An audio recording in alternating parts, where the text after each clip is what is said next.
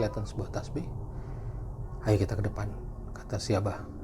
Harus kita hancurkan dia sekarang. Kamu di belakang saya saja. Kamu hanya lihat aja apa yang akan saya lakukan. Mereka pun pelan-pelan ke depan, ke arah depan ruang. Di ruang depan itu, Hari lihat sesosok wanita mirip kuntilanak, tapi bukan. Tapi rambutnya panjang, mukanya nggak kelihatan. Dia berdiri di pojok. Setelah kejadian pertempuran yang kedua kalinya yang terjadi di rumah,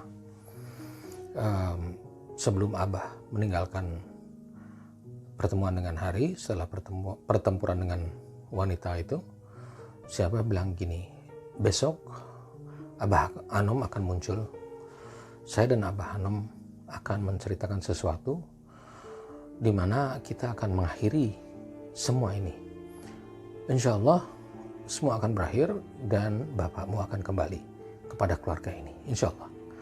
Setelah mengucapkan salam, akhirnya Abah pun meninggalkan malam hari itu, dan Hari membersihkan dirinya, melakukan sholat juga sebelum Abah pergi, dan malam hari itu berakhir dengan begitu saja. Hanya cuman di bekas hilangnya si sosok wanita itu nampak seperti kayak tanah yang habis kebakar ya, kayak hitam gitu ya. Dan ternyata waktu Hari coba bersihkan malam hari itu, bisa hilang, cuman aja sedikit aja, kayak ada bekas abu-abu gitu ya, tapi nggak terlalu gelap. Ya sudahlah, mungkin besok dia akan lakukan lagi dengan bersih. Dan besoknya pun berjalan dengan baik. Hari berganti hari, minggu berganti minggu, bulan berganti bulan, tidak ada yang terjadi apa-apa. Tetapi ini disebabkan semuanya karena ketika Abah Anom datang pada keesokan harinya setelah pertempuran dengan si wanita itu, si Abah Anom mengatakan bahwa mulai saat ini kami sudah membersihkan rumahmu, sudah membersihkan ragamu, hanya satu yang perlu kita bersihkan, yaitu ayahmu. Ayahmu akan datang dalam waktu 1-2 bulan ini. Kita akan membersihkan dia. Hanya saja dia tidak lihat kedatangan kita. Nanti akan saya berikan sebuah air putih. Kau suguhkan air putih itu, atau kau campurkan juga dengan teh juga boleh. Karena bapakmu suka teh, jadi masukkan aja air itu sebagai campuran tehnya. Biarkan dia minum air itu. Ketika dia minum itu, dia akan tahu bahwa ada sesuatu yang terjadi pada dirinya. Disitulah nanti akan kita masuk melalui teh itu dan membersihkan tubuh ayahmu. Semoga pada waktu itu semuanya akan selesai. Tapi ketika dia akan minum teh itu, disitulah pertempuran terakhir antara si dukun mati atau si perempuan itu yang mati, atau apa yang terjadi kepada perempuan itu kita nggak tahu. Kita lihat aja bagaimana. Tapi itu adalah pertempuran terakhir nanti, kita tunggu. Dan ternyata itu berjalan agak lama. Jadi suasananya kembali seperti normal. Hari melakukan kegiatan seperti normal, tidak ada apa-apanya. Dia membersihkan, karena sekarang sudah tidak ada pembantu, jadi rumahnya dibersihkan sendiri. Berjalan seperti biasa normal sampai kemudian masuk ke bulan kedua. Si ayah betul-betul datang. Tiba-tiba si bapak itu datang, tapi mukanya sudah agak bersih sekarang. Sudah tidak kelihatan aura marah dan apa segala macam. Akhirnya dia datang dan dia seperti biasa mandi dan mengatakan apa kabar Hari begini. Dia bilang suatu saat nanti mungkin minggu-minggu ini kita akan datang pergi berziarah ke tempat makam ibumu. Hari mengucapkan alhamdulillah dalam hatinya. Ya Allah, akhirnya ayahku sadar juga. Dia ingat tugas yang diberikan oleh si Abah. Lalu dia buatkan teh. Dia bilang, Pak, ayo kita makan malam dulu. Baiklah, saya siapin seadanya aja Pak. Oh iya, nggak apa-apa, apa aja juga Bapak suka. Hari menyiapkan nasi goreng secepatnya. Dibuatkan teh dicampur dengan air putih yang sudah diberikan mantra oleh Abah Anom. Dan dia menyerahkan kepada ayahnya dan bapaknya makan. Bapaknya makan dengan lahap seperti kayak yang kangen sekali akan makanan rumah. Terus dia minum. Pada waktu selesai makan itu, dia minum habis teh itu. Tiba-tiba bapaknya kayak duduk kencang gitu loh. gitu. Terus lemas. Terus bilang, terus dia kayak menunduk dan dia menangis di meja makan itu. Dia menangis. Hari bingung. Terus Hari mendekati ayahnya dan dia menepuk pundak ayahnya dan mengelus-elus. Ada apa ya? Ayahnya tidak terkontrol nangisnya. Nangis. Seperti anak kecil ya. Anak kecil yang dipukul keras terus nangisnya bukan main. Itu nangis uncontrollable kalau orang Inggris bilangnya. Jadi nggak ada kontrol nangis sekali. Jadi Hari membiarkan. Akhirnya membiarkan sampai ayah itu reda nangisnya. Terus dia lihat Hari, dia peluk Hari. Dia bilang, ya ampun nak. Dia bilang, ya ampun. Terus dia lihat kiri kanan. Nah, ibumu sudah nggak ada. Terus Hari duduk bersimpuh di depan ayahnya. Iya Pak, ibu sudah nggak ada. Seperti Bapak bilang kemarin, kita harus ziarah. Ayo kita ziarah. Pagi-pagi besok kita berangkat ya. Iya. Bagaimana kalau Bapak malam ini tidur dekatmu? Kamu tidur dekat ayah saja. Ayo di kamar ayah aja. Aku kangen kamu nak. Hari sangat hatinya dia betul-betul terenyuh ya akan kejadian ini. Sebentar Pak, saya mau telepon kakak. Kenapa kau telepon kakak? Biarkan, mungkin mereka sedang marah sama Bapak. Kamu yang mengerti aku. Biarkan ini sampai besok. Setelah kita bangun, kita bangunkan mereka, kita telepon, kita usahakan mereka berangkat dengan kita bareng-bareng berziarah ke makam ibu besok. Baiklah. Pada waktu itu, waktu mereka bercakap itu, ternyata Abah Onom yang sudah masuk ke dalam raga bapaknya itu dan sedang membersihkan tubuhnya itu, dia sadar bahwa ini adalah pertemuan terakhir.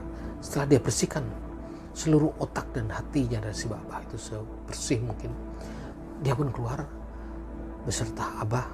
Mereka pun melesat pergi ke tempat dukun daripada si wanita itu. Ternyata di tempat dukun itu sedang menghadap si ceweknya si bapak ini. Dia nampak menangis kelihatannya. Abah Anom bisa lihat dari luar rumah. Tapi si dukun gak sadar bahwa mereka berdua sedang mengintai dari luar. Di sana terlihat bahwa si dukun bilang begini, jangan takut. Selama masih ada saya di sini, semuanya akan beres. Tapi si perempuan itu seperti terbata-bata bilang, iya Pak, tapi kayaknya perjuanganku sia-sia, kakiku tambah sakit, dia bilang gitu. Dan kepalaku pusing sekali. Entah ada apa ini. Apa harus menyelesaikan malam ini juga. Bunuh anak itu dan serahkan ayahnya kepada saya sepenuhnya.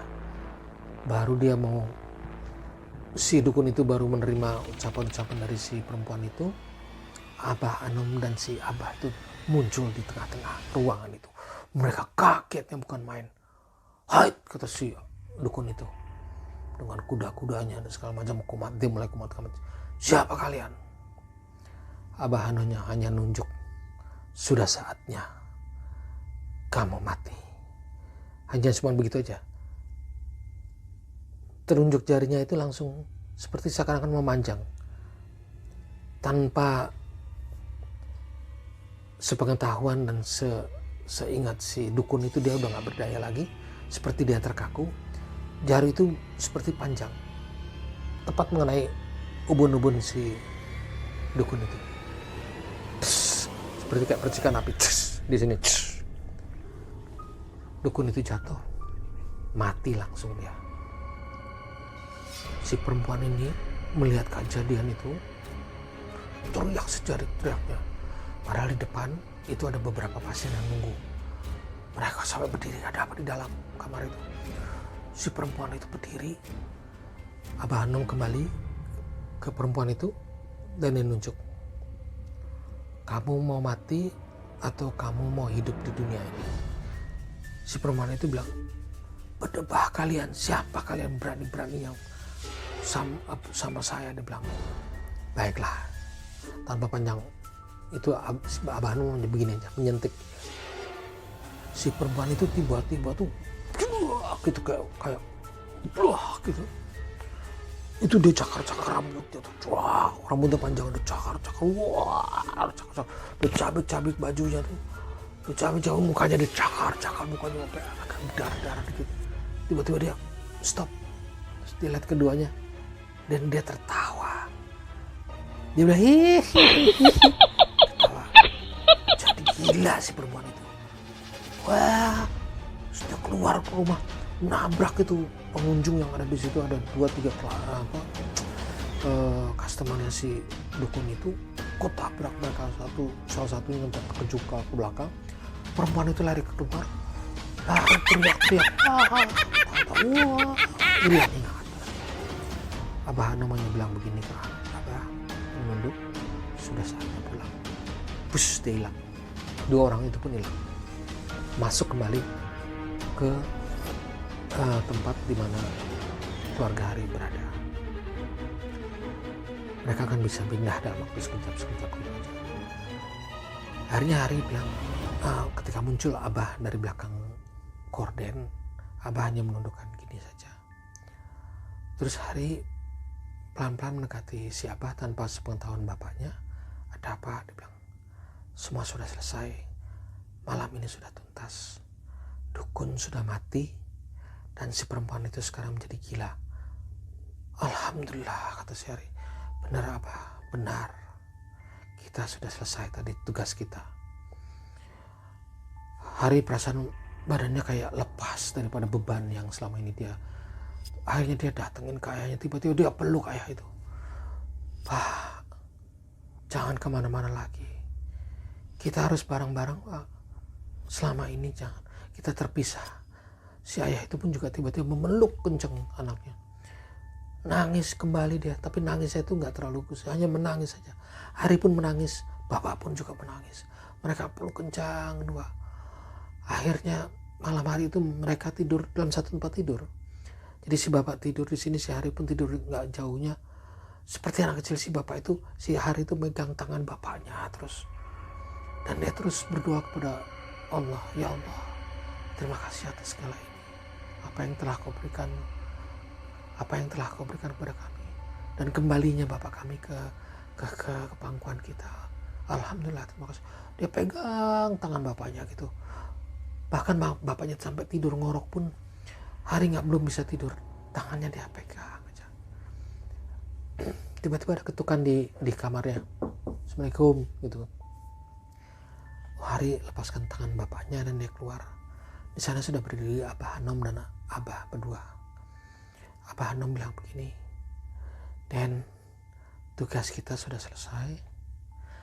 Saya mau masuk kembali ke dalam kantong, ke dalam kotak merah itu. Biar Abah pulang ke Sukabumi, ke tempatnya. Tapi saya selalu berada di sini.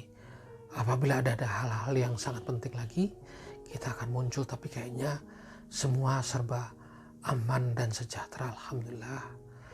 Terus Abah Hanum menyerahkan, Abah menyerahkan kotak merah itu.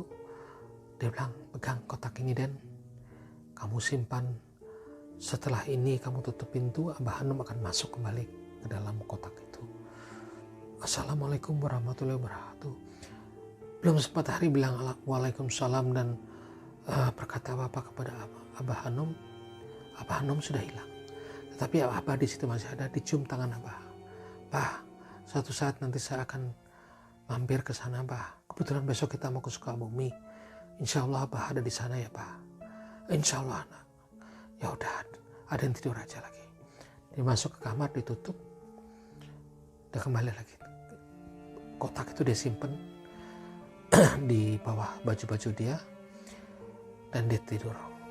Pagi-paginya, Hari menelpon semua kakaknya dan menceritakan apa yang terjadi. Mereka semua berbahagia dan mengumpul kembali di rumah Hari. Dan pagi itu mereka juga langsung berangkat ke Sukabumi, berziarah ke ibunya. Kira-kira 1 bulan berselang,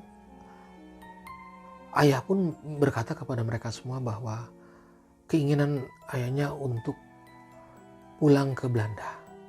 Apabila mereka ingin menjumpai ayahnya, mereka bisa ke Belanda dan menjumpai ayahnya di sana. Mereka pun kaget, kenapa kok ayah mau meninggalkan kita di sini semua?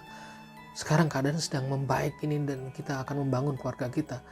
Tidak, anak-anakku, aku merasa berdosa sekali kepada ibumu. Biarkan aku pulang ke negeriku. Kamu tolong rawat makam ibumu. Mungkin juga dalam waktu setahun, sekali dalam 2 kali setahun ayah akan pulang. Kita akan berkumpul kembali di sini, tapi biarkan ayah pulang dulu ke negara ini. Oh, mereka pun sedih. Saling peluk memeluk, saling nangis. Keesokan harinya mereka pun menyiapkan segala sesuatunya dan bulan kemudian mereka mengantarkan ayah mereka ke bandara untuk pulang ke negaranya. Peluk, cium, dan tangisan satu keluarga itu sampai orang-orang pada ngeliat ada apa ini. Tapi mereka begitu sayang kepada ayahnya dan akhirnya ayahnya itu pergi.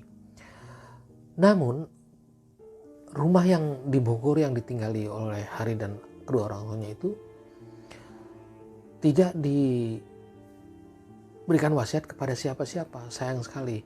Hanya Hari mengatakan bahwa kepada kakak-kakaknya, biarkan saya meninggalkan rumah ini, saya akan mencari tempat yang baru. Biarkan rumah ini seadanya, nanti saya kapan-kapan kesini dan mengurusnya, tapi saya mau keluar dari rumah ini. Terlalu banyak trauma yang terjadi di rumah ini. Demikianlah cerita dari Kang Hari. Semoga cerita ini mendapat suatu pelajaran bagi kita semua, bahwa pelajarannya adalah jangan coba-coba melakukan selingkuh, karena selingkuh itu berbahaya. Kita nggak tahu apa yang akan kita hadapi, siapa yang kita hadapi. Karena itu tetaplah sebagai seorang manusia yang baik dan jujur. Itu saja. Terima kasih dan sampai dengan cerita selanjutnya. Assalamualaikum warahmatullahi wabarakatuh.